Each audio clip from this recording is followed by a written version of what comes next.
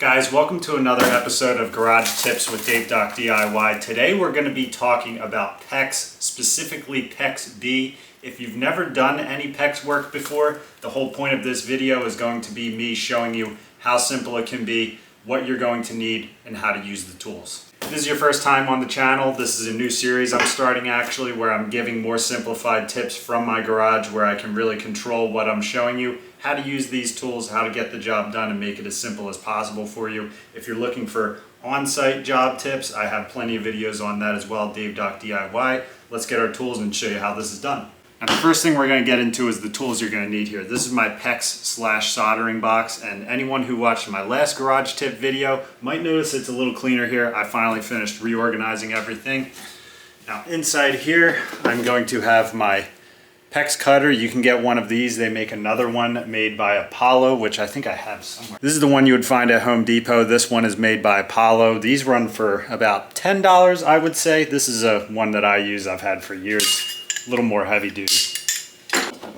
Number two, you're going to need your PEX tool. Now this is the one made by SharkBite. These usually run in a range of $50 to $75-ish, I would say, but this one by SharkBite's been working great for me. As you can see, this does 1/2 inch rings and 3/4 as well.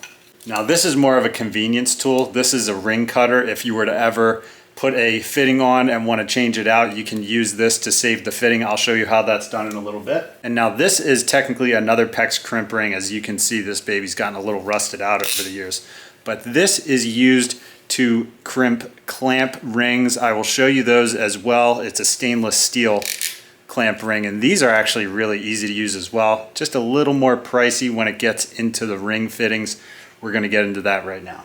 But really, when it comes down to the basics of what you want to do with PEX, you need a PEX tool, you need a PEX cutter. Now when it comes to buying your piping, there's no difference between the blue and the red. It's just easier to keep an idea of which is which when you're running their pipes. They do make PEX fittings in white, but I prefer to use the blue and red. It just makes things a lot simpler. One of these rolls of 100 feet of 1/2 inch will run you about $30. You can't beat that. And then you can also buy straight lengths of it at about $3 a piece when it comes to 1/2 inch, maybe around $4 a piece, which I do like to grab those sometimes as well for straight runs, just so I don't have to bend this out and straighten it out to get it through there. Now, getting into our PEX fittings. These are PEX B fittings. PEX A is when you use an expansion ring. PEX A apparently is great. I've yet to use the tool. Maybe somewhere down the line I'll buy some PEX A and start using that. But for now, we're rolling with PEX B. Now here you have your ring clamps for PEX B. These are what's going to slide onto the pipe after your pipe is set on your fitting. Now, here's an example of your PEX B fittings. They just have little barbs on them. You're just going to slide your pipe on with the ring already on the pipe. Then you're going to squeeze it on. I'll show you an example. So here you can see I have a fitting that I actually cut off and was going to save my 90. We're going to use that. First thing you want to do, get your pipe, slide your ring fitting on here, then you're going to get your PEX fitting, you're going to slide your PEX fitting on.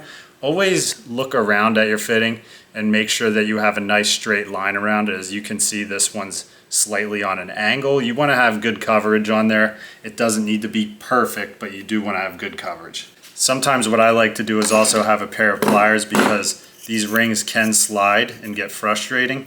So sometimes I like to grab a pair of pliers and just do the slightest squeeze on my fitting so I know that I can keep it in place before I hit the clamp on it.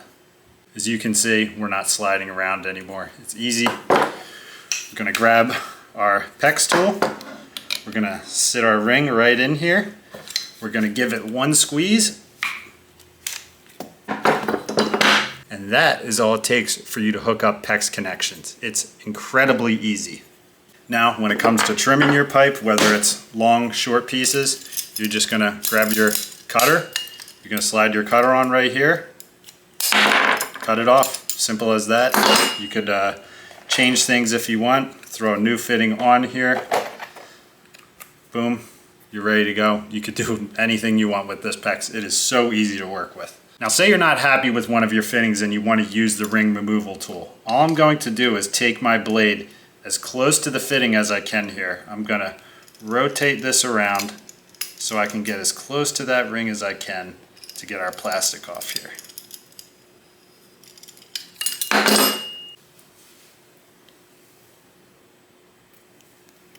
All right, there's our fitting with the ring still on it. I'm gonna grab my PEX removal tool here. Now, all I'm going to do is stick this rounded side into here, which will fit inside the PEX fitting. And as you can see, there's a blade right on it. I'm just going to squeeze down here, and that clamps your ring off. I'm doing it in 2 sections. It kind of bends your ring off there.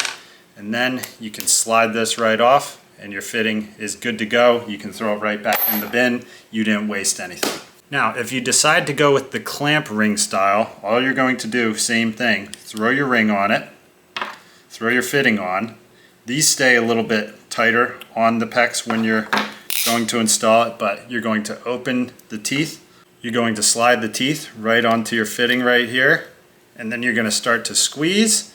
There's a lock mechanism on this. Now you got to be careful because like you just saw there, these can slide when you're going to do it. The fitting can slide. You don't want things to go wrong when you're about to clamp. That's where the PEX cutting tool comes into play. But here you are, we're going to start squeezing down, and you're going to hear that start to lock. Now that's the nice part, is when you're clamping down on these rings, it has a locking mechanism, so you're not going to lose your grip when you're in the middle of tightening this up. You're going to squeeze it all the way till it meets, until it releases, and there you have the clamp ring. Now for me personally, I prefer to use the PEX tool ring style.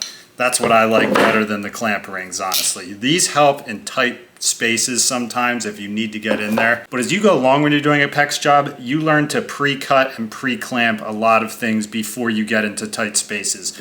You'll realize pretty quickly where you can fit this tool.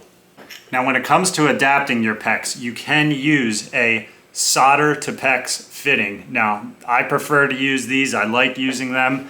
You guys know how to solder from the last tutorial I showed you. So you can just solder one of these on there and then immediately convert to PEX.